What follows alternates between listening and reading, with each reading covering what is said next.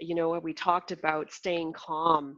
Is there's a lot you need to consider before you jump into it, and I suppose that would be the same for deferring credit card payments as well.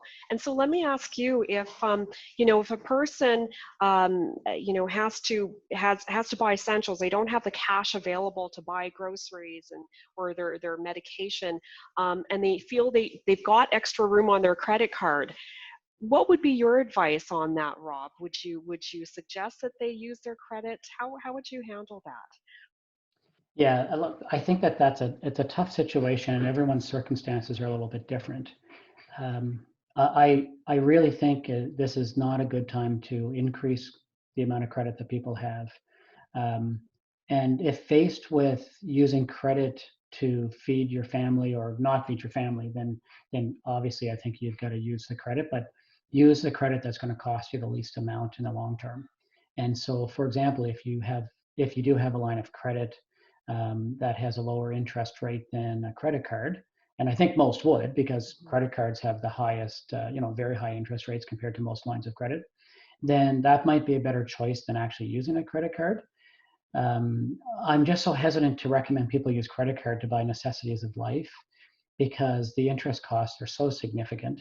And is it really, at the end, when the crisis is over and people get their credit card statements in, they're just going to be in for a really difficult time trying to manage those credit card payments.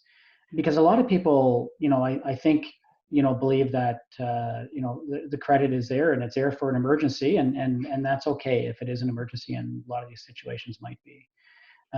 But you're going to end up owing more money at the end of it because of the interest cost with that, because it's just so expensive.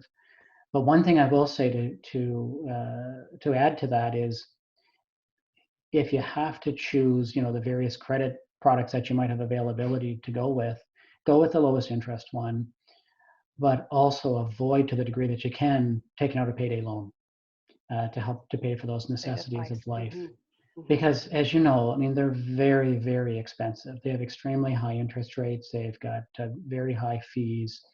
And, there might be a time and place for people that they just feel like that's their only, their only option to be able to generate the cash that they need just to cover the basics in life, like food and so on. But just be aware of what the cost is of doing that before doing it. And just so in other words, just compare all of your choices and go with the one that is going to cost you the least amount in the long term, and the one that you think you're going to be able to manage the best through the crisis.